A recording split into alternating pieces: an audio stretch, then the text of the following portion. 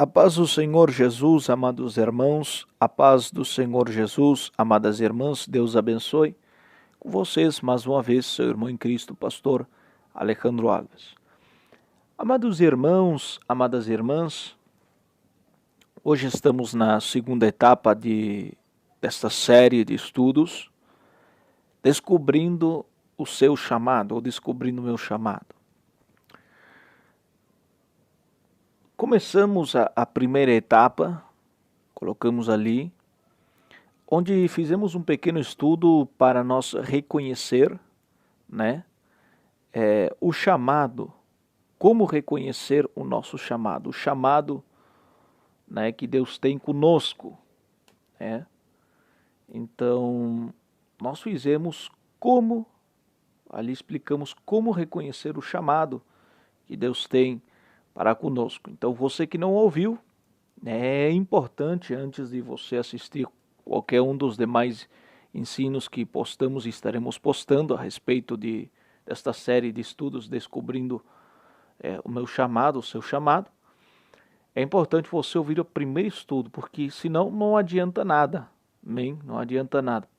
Por mais que você tenha chamado ao pastorado, ao presbitério, ao diaconado, ao obreiro, missionário, evangelista, ou seja qual seja o seu chamado, se você não ouvir o primeiro estudo, então você estará assim no ar, né? Então é importante você ouvir o primeiro estudo para descobrir, né, como a gente descobrir o chamado de Deus.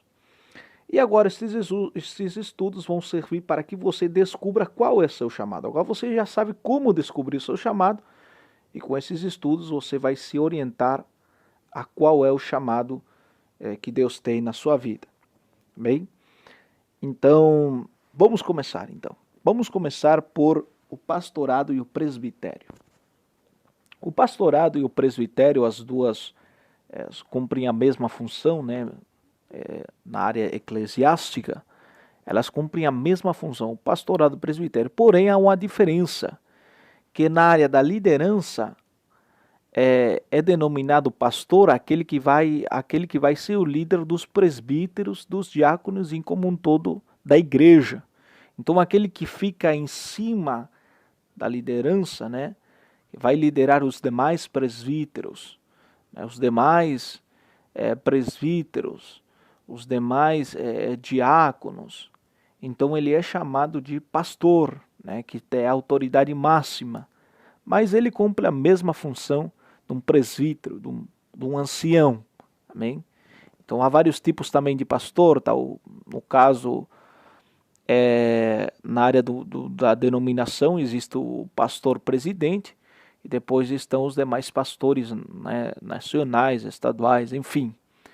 Mas pastorado e o presbitério é a mesma coisa. A única diferença é que aquele que vai ser o líder de tudo, tanto de todos os cargos oficiais da igreja, ele é chamado de pastor, que é o que vai pastorear, é o que vai estar à frente de todo o trabalho. Mas a função são as duas as mesmas, é por isso eu coloquei as duas estas juntas.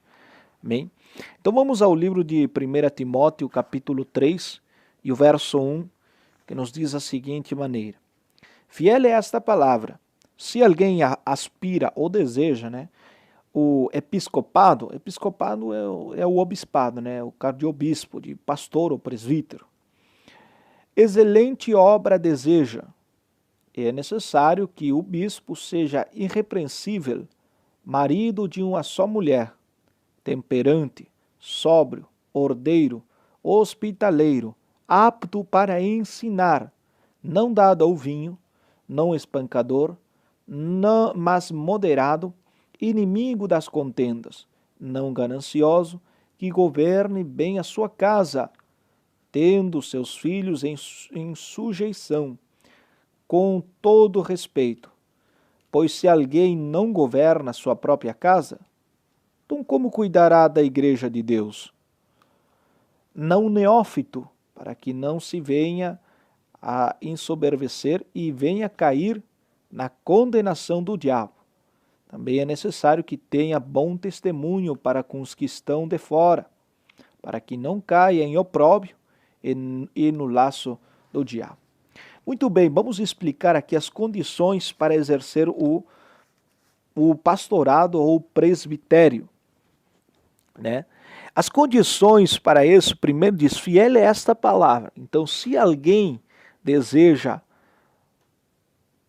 o pastorado, o presbitério, né, já seja na sua congregação ou alguma denominação, alguma obra à parte, o pessoal que Deus tenha com a pessoa, tem que saber que fiel é esta palavra. Esses mandamentos e esses requisitos na vida da pessoa têm que ser fiel e têm que se cumprirem. Será que tem que se cumprir? Não, eu me encaixo aqui só na área de governar a casa, então eu governo bem a minha casa. Mas os demais aí eu tô fora. Não, ele tem que ser completo. O pastorado, o bispo, o episcopado, o presbítero, ele tem que ser completo nos seus requisitos, nas suas normas, porque ele vai cuidar, ele vai estar à frente da igreja, eles vão ser a liderança máxima da igreja. E quanto mais um pastor, né, que vai estar acima dos demais companheiros deles presbíteros e do rebanho a qual ele foi colocado. Então, tem que saber que fiel é esta palavra, os requisitos aqui são fiéis, tem que existir, para que a obra não comece mal e termine mal, mas que comece bem e tenha frutos e tenha o respaldo também de Deus. Então aqui estão todos os requisitos que a pessoa tem que ter, aqueles que foram já chamados ao pastorado, né? Quem estudou, quem atendeu ao primeiro estudo desta série, descobrindo o seu chamado, né? Não, o chamado se refere à pessoa, né? Que é chamada por Deus, não por homens. O chamado não vem de homens. Quando vem do homem, o homem só o que faz é confirmar aquilo que Deus já chamou e capacitou e preparou antes. Então, às vezes, por falta de conhecimento e de entendimento, às vezes o homem termina levantando da sua própria vontade, que nem Samuel queria fazer lá com aquele irmão lá de Davi. Pela vista, parecia que servia para ser rei, mas Deus o reprovou. Então é Deus quem chama, é Deus quem capacita, o homem só que faz é confirma. E em alguns casos, por não ter conhecimento desses parâmetros da vida da pessoa, da vida, o conhecimento bíblico também, às vezes a pessoa é chamada por a própria pessoa a existir aquele chamado para o homem, e aí é onde erra, aí é onde não prospera o ministério. Aí quando o ministério não prospera, não cresce, né, não há perseverança, entendeu? Então vamos ver aqui. Então tem que saber que tem que cumprir com todos os requisitos. Se alguém aspira ao episcopado, excelente obra deseja, viu? Excelente obra deseja, boa obra deseja, perfeita obra deseja, em outras palavras. E é necessário que o bispo seja irrepreensível. Primeiro, que ele não tenha repreensão nenhuma. Ah, mas pastora, o irmão lá, volta e meia, tem que estar repreendendo ele lá por causa do cabelo, lá, quando vê, aparece com o cabelo mais comprido, tampando as orelhas lá, volta e meia tem que estar em cima dele por causa da sã doutrina, é relaxado, ele relaxa. Não, mas volta e meia tem que estar andando com ele, irmão, por que você não vem no culto, irmão? Irmão, tem que orar, irmão, vamos orar, irmão. Irmão, não descuide da oração, irmão. Será que tem que ser assim? Não, aqui diz que tem que ser irrepreensível. Sabemos que nós somos falhos, né? Sabemos que às vezes nós passamos por um momento de fraqueza e debilitamos na oração. Mas eu me refiro àquela pessoa que constantemente tem que estar tocando ela como quem toca cavalo, né? Vamos lá, irmão, são os crentes carrinho de mão, tem que andar empurrando com eles, né? Então, primeiramente, ele tem que ser irrepreensível, né? Não tem que ter repreensão nenhuma na área espiritual. Sabemos, repito novamente, que somos falhos, podemos falhar. Isso se refere àquelas pessoas que continuamente são assim. Então, primeiro, irrepreensível. Aquela pessoa que não é digna de repreensão. Marido de uma só mulher. Aqui, quando diz marido de uma só mulher, é lógico que nós não vamos ter 2, 3 mulheres. Vamos ter só uma. Mas quando se fala aqui marido de uma só mulher, se refere que nunca foi casado antes com outra pessoa. O que quer dizer isso? Que nunca foi viúvo, ou seja, como posso explicar para o irmão? Que nunca foi viúvo, né? Nunca foi viúvo. Ele permaneceu, foi a primeira mulher que ele teve e nunca ficou viúvo. E se ficou viúvo, Se ficou viúvo, ele não voltou a se casar novamente. Então, entenderam? Quando diz marido de uma só mulher, se refere àquela pessoa casada que nunca foi viúvo. E se por acaso ele está viúvo, que não venha casar novamente, que ele tivesse só uma mulher na vida dele. Entenderam? Isso é o requisito, marido de uma só mulher. Temperante, o que quer dizer temperante? É aquela pessoa que tem moderação, é aquela pessoa que o temperamento dele, ele é um temperamento tranquilo, ele sabe como agir. Há momentos que ele tem que há momentos que ele tem que agir com a igreja, parece que ele está bravo, mas não é bravo, mas há momentos que ele tem que agir com autoridade com a igreja, com cajado, com exortação, mas há momentos que ele vai ter que agir com mansidão, há momentos que ele vai ter que agir com amor, há momentos que ele vai ter que trazer um bálsamo para a igreja, há momentos que ele vai ter que trazer ânimo para a igreja, há momentos que ele vai ter que fortalecer, então ele tem que ser temperante. Ele tem que ser temperado, ele tem que ter sabor, nem salgado demais, mas nem também com falta de sal. Temperado quer dizer um jeito bom, agradável, perfeito, no ponto, né? Então, quando precisa a igreja ser chamada a atenção, se chama atenção, mas quando a igreja precisa um bálsamo, já pensou num pastor que é só porretada?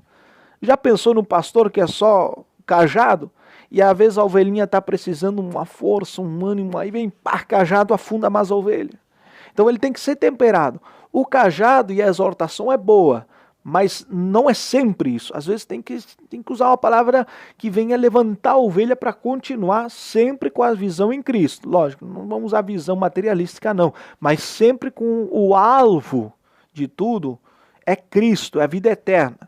Mas ele tem que agir nem sempre com exortação, nem sempre com dureza, nem sempre com disciplina, mas também animando, ensinando. Ele tem que ser temperado, até no temperamento, temperados, no ponto, né? Então, sóbrio, calmo, tranquilo, está sóbrio, está consciente, ele pensa antes de agir, ele não se deixa levar por fofoca, nem por murmuro, fulano tal me falou que está acontecendo isso lá, vai, não irmão, você está fazendo isso, não é que fulano tal me falou, não está agindo com sabedoria, não está sendo sóbrio, não está parando para analisar a situação, não está parando para analisar de ambas partes a situação, tanto do acusado como daquele que acusa, ou o problema, analisando de onde foi que surgiu, qual é a raiz do problema, não investiga antes. Ele já chega e já quer disciplinar, e já quer dar porretado, e já quer dar paulada. Não, tranquilo, seja sóbrio, seja calmo, analise bem a situação, busque daqui, busque de lá, verifique, investigue de onde foi que surgiu o problema. Então isso é ser sóbrio, uma pessoa que é sóbria, uma pessoa que não age por impulso, mas ela é sóbria. Já até aqui é o princípio. Será que você tem estes comportamentos? Será que você tem esta capacitação? Será que você tem esta capacidade para ser chamado ao pastorado, ao presbitério? Então, boa coisa é aquele que almeja, mas tem que ter essas condições. É aquilo que nós falava no primeiro estudo, né, que nós ensinamos que a pessoa tem um forte desejo por fazer aquilo, mas esse forte desejo é acompanhado também da capacitação.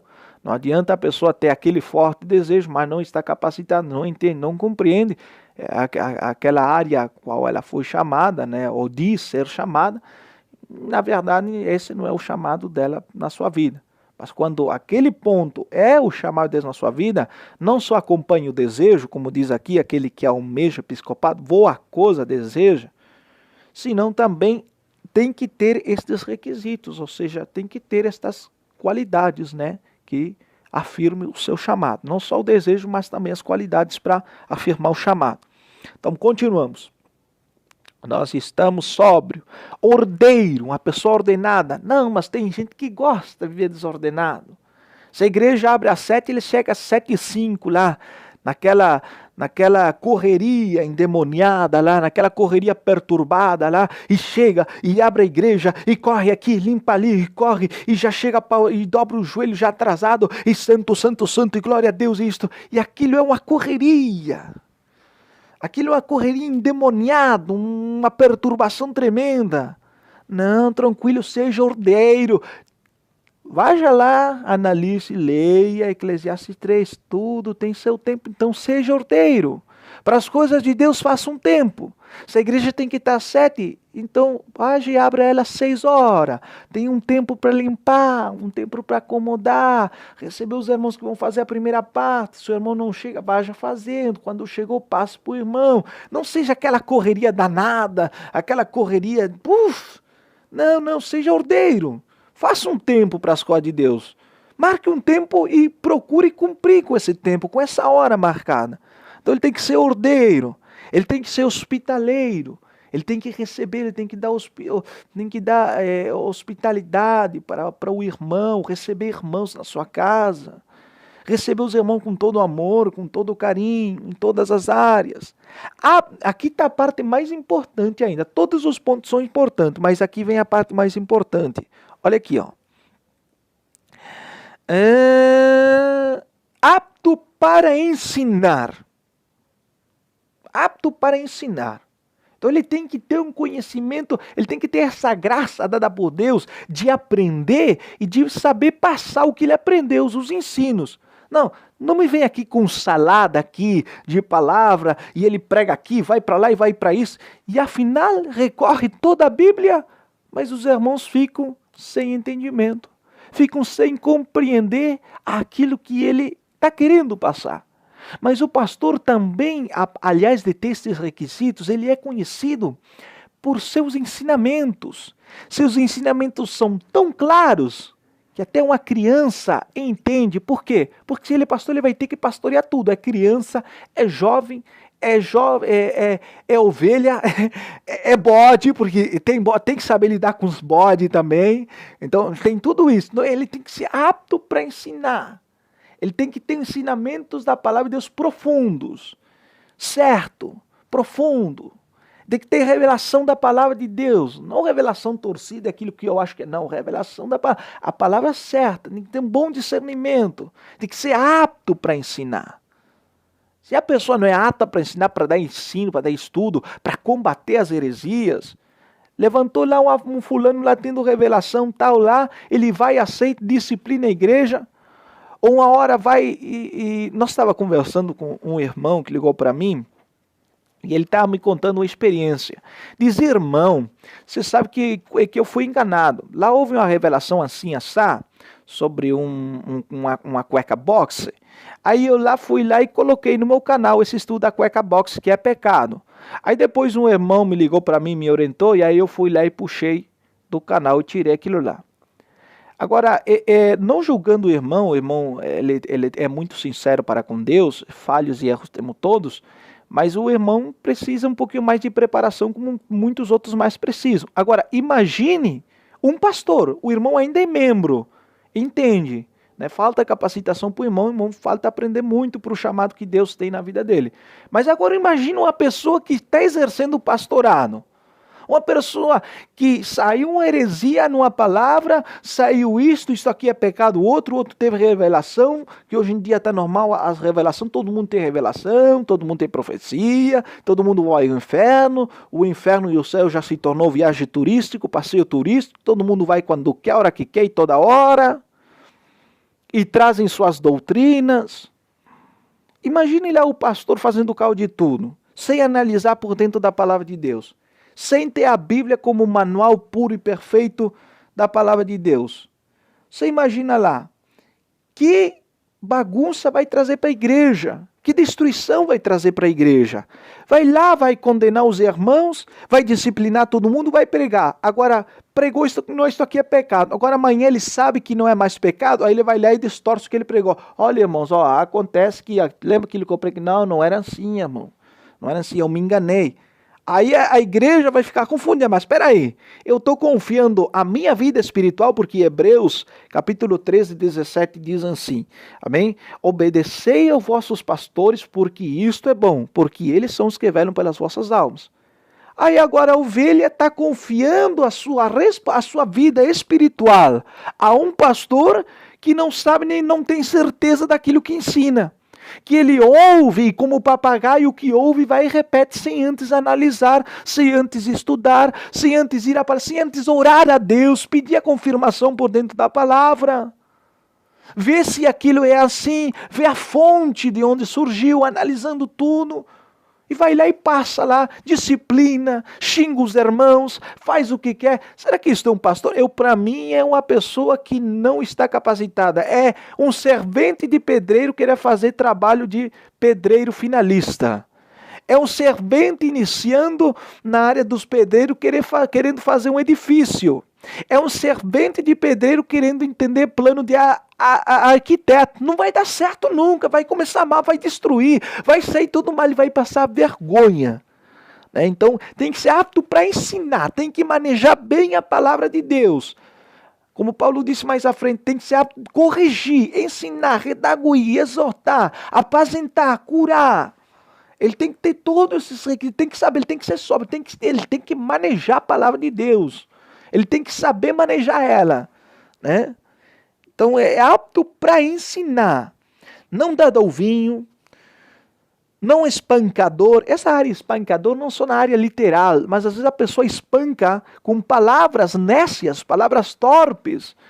Às vezes é aquilo que eu falei, às vezes a ovelha está precisando ânimo, força. Não, irmão, não desanime, vale a pena. Você vai ver que depois aí vai vir a bênção de Deus, está te preparando para uma bênção espiritual maior, quem sabe uma tarefa na obra dele. Você tem que passar por isto, porque através disto é doloroso, é terrível, mas você vai ver a mão de Deus e a sua fé no final vai ser acrescentada. Você vai ter experiências mais maiores, mais altas com Deus, vale a pena. O mundo não tem nada para te oferecer.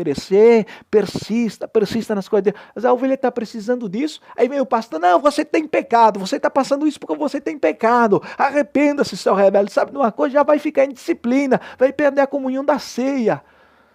Eu não quero nem me imaginar como essa pobre ovelhinha vai se sentir. Porque hoje temos uma quantia de crentes e pastores supersticiosos que se o irmão não chegou na hora para pregar, não deu para ele ir pregar, ele já está espalhando que o irmão está em pecado, sem analisar a situação, sem a palavra. Não, eu acho que ele é pecado. Olha essa superstição. É falta de conhecimento bíblico. Não afirme nada sem antes você não tem provas. E não tem provas bíblicas, e não tem prova moral do irmão.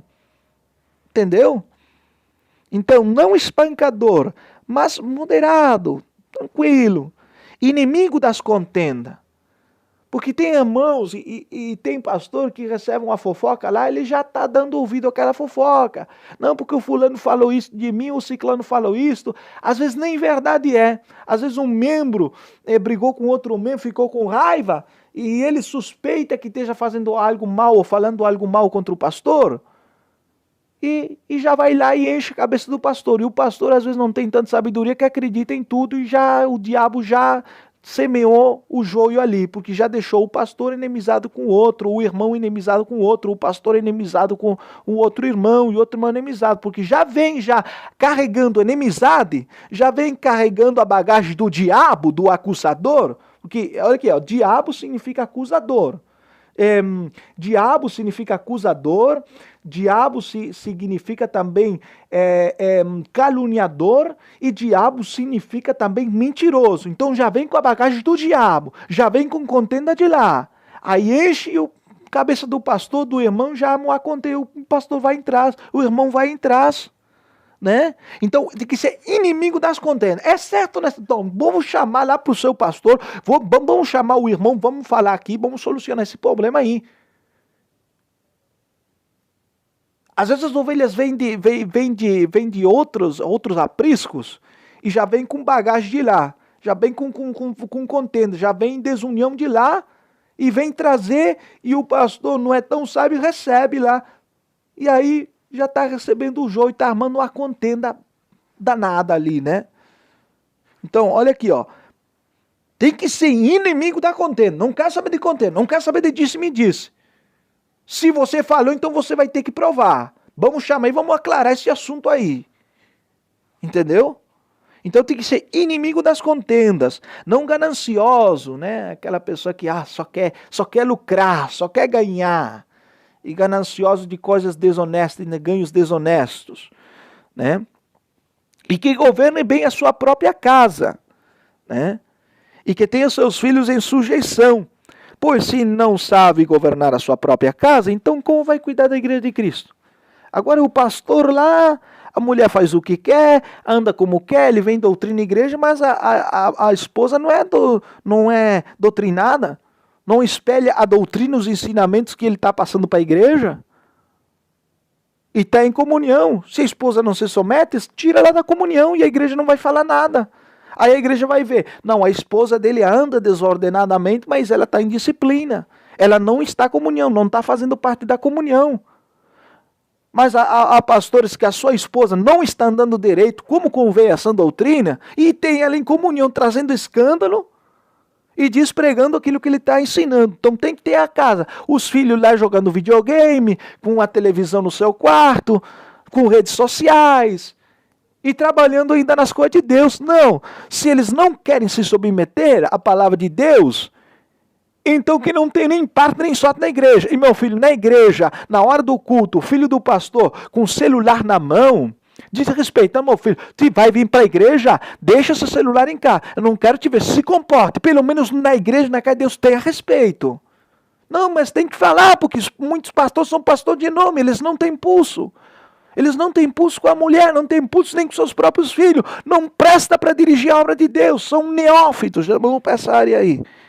Então tem que governar bem a sua casa, em sujeição à sã doutrina, e se não querem obedecer, tira da comunhão. E que os filhos não têm nenhuma parte nem sorte no trabalho. Que as coisas de Deus são santas, tem que ter ordem. Não neófito, versículo 6. Neófito, aquela pessoa nova convertida, recém que está iniciando na fé, que tem pouca experiência com Deus, que tem pouca sabedoria, pouco conhecimento da palavra. Não neófito. Neófito não pode ser. Não pode ser novo na fé, não pode ter pouco conhecimento da palavra. Por quê? Porque ele vai cair em quê? Olha aqui, ó. Ele vai cair na soberba. Ele vai se ensoberbecer. O que é soberba? A soberba é a pessoa que quer andar por cima de todo mundo. Ela quer chamar atenção só para ela. Ela quer ser a melhor em tudo. Ela quer ser a maior em tudo. Tudo que faz, não, eu sou o maior. Às vezes reconhece os méritos de outros pastores, de outros irmãos, mas ele é que leva o melhor lugar, é o que leva o maior mérito. E Paulo diz que nós temos que dar mais mérito aos nossos irmãos e ter eles como maiores, superiores a nós em tudo. Mas ele é o contrário, ele quer ser eles. Ele dá mérito aos outros, mas o maior mérito é ele que quer levar. Outra coisa, ele não faz causa de ninguém. Ele faz causa somente daquilo que Deus fala com ele. Ele não é humilde o suficiente para ouvir outros pastores, para ouvir outros irmãos. Principalmente os pastores que trabalham com ele, os presbíteros, os conselhos. Não humilde para analisar e ver se dependendo da palavra se é correto ou não. Então isso se chama soberba. E é algo que estamos batalhando. Algo que eu batalho continuamente com isso. E muitos pastores batalham também. Temos que vencer. É a soberba. E o neófito, ele é mais propenso ainda, o novo convertido, em cair nessa soberba. Olha aqui, ó. 1 ano de crente, 2 anos de crente, eu já sou pastor. Eu já estou por cima dos outros. Não, senhor, seja humilde, rapaz. Tenha conhecimento da palavra. O pastorado, ele tem que ensinar, ele tem que botar o peito para defender a igreja dos lobos, dos falsos profetas, e tem que também dar ensino. Tem que desvendar as obras malignas do diabo. Não pode ser neófito, não pode ser novo convertido. Para que não caia no opróbrio, ou seja, opróbrio, descrédito e no laço do diabo. Aqui quando a palavra fala, 2 vezes aqui na carta, fala sobre diabo, a palavra diabo, por exemplo, no verso 6, que fala, não neófito, para que não se soberbeça e venha cair na condenação do diabo. O diabo, a palavra diabo, ela significa acusador, aquilo que eu já disse, o que acusa, o caluniador e o mentiroso. Tanto é que Jesus diz aos fariseus lá, vós sois filhos do diabo. Né? O diabo é pai da mentira. Né? E por que Jesus diz vós sois filhos do diabo e não diz vós sois filhos de Satanás? Porque Satanás significa adversário, o contrário, né? O adversário que se opõe. Mas por que Jesus não usou Satanás, se o Novo Testamento também fala de Satanás, e usou diabo? Por quê? Porque os fariseus gostavam, e só eles eram santos, o resto era pecador, eles gostavam de apontar o pecado dos outros. Então eles estavam apontando e criticando a Jesus. Tanto é que Jesus diz, vós sois filhos do diabo, do acusador, porque vós só acusais, só apontais, só julgais, só condenais.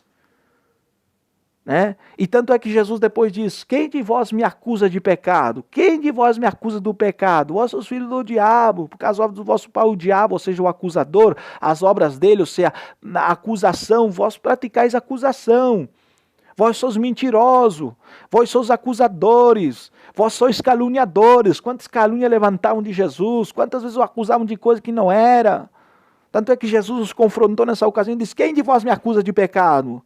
Nenhum acusou, nenhum falou nada, porque Jesus não tinha pecado nenhum. Então, quando aqui diz no verso 6, para não cair na condenação do diabo, se refere na condenação do acusador. O que quer dizer? A igreja se levantando e acusando, esse aí não presta para ser pastor. Esse não presta. E aí vai começar a acusar, sabe o que? Aquele não presta, que não te chama. Acho que o pastor anda meio soberbo. Não vê o pastor que não está fazendo? Será que não tem ninguém que atenda a ele? Olha o que o pastor tá, olha que o pastor ali que você disse ser pastor tá praticando o modelo. Olha o que o pastor pregou. Olha a heresia que ele trouxe. Já começa a acusação. E daí da acusação já começa a se levantar as calúnias. Que eu acho que ele está em pecado. Ele deve estar fazendo. Sabe que eu escutei ele falando isso e isso? Ele deve estar fazendo aquilo. E já entra o quê? Murmuração. Aí já entra o quê? A mentira. Então é por isso que aqui diz, amém? Para não cair na condenação do diabo, ou seja, do acusador, para não ser acusado, para não ser caluniado, para que não se difame sobre ele. Então se refere a isso. E no verso 7 que diz, é necessário que tenha bom testemunho com os de fora, ou seja, os de fora têm que falar bem dele, o comportamento dele, a reação dele é uma reação de crente, para não cair no opróbrio, isso é no descrédito, opróbrio, descrédito, desconfiança ou vergonha do diabo, ou seja, as pessoas só vão fazer acusar ele, só vão criticar, até vão caluniar ele, de coisas que eles nem fez por causa do comportamento errado dele, no opróbrio, no descrédito, desvalor, a vergonha do diabo. Então ele também tem que ter bom testemunho. Agora você ouvindo tudo isso, e ouvindo esse estudo, se você tem esse anelo do obispado, do presbitério, do pastorado, mas você não tem principalmente o entendimento da palavra para combater, para defender e para ensinar, corrigir, draguir, ser perfeito em todos esses pontos que foi citado aqui, então pode ter o almejo. Mas se não tem esses requisitos, não tem esses pontos, não tem essa facilidade para ser capacitado, não pode ser presbítero nem pastor, e fique bem tranquilo que o seu chamado não é para o pastorado e não é para o presbitério. Quem sabe seja outro, e vamos ver em qual você se encaixa dos próximos chamados que vamos estar estudando. Mas saiba aqui de uma coisa, porque prega essa doutrina, porque muita gente acha que, já falei no primeiro estudo, vou voltar a falar aqui novamente, já estou finalizando a live, 33 minutos, irmãos, estou finalizando o estudo, aliás, falei no primeiro estudo, vou voltar a falar aqui, muita gente acha que sã doutrina é falar de vestes, de santidade do corpo, mas não é só isso. Jesus não disse, todo o vosso corpo seja guardado irrepreensível, em santidade para a vinda de Jesus, não. Mas Paulo disse, e todo o vosso ser, espírito, alma e corpo, sejam guardados irrepreensíveis para o dia da vinda de Jesus Cristo. Então não é só o corpo, não é só o corpo. Então doutrina não é só santidade do corpo. Tem gente que, não, porque prega uma maravilha, prega contra o pecado, concorda em tudo. Sim, muito bem. Mas não sabe como instruir a igreja, não sabe como se posicionar frente às heresias, não sabe como combater um herege, não sabe como combater um doutor do diabo, porque o diabo também tem seus teólogos, seus especialistas, seus mestres, aí vai confundir a igreja, ele não vai ter palavras para refutar o que ele está tratando aí, vai confundir, vai destruir a igreja, e a igreja, as ovelhinhas vão seguir o lobo que vai devorar elas.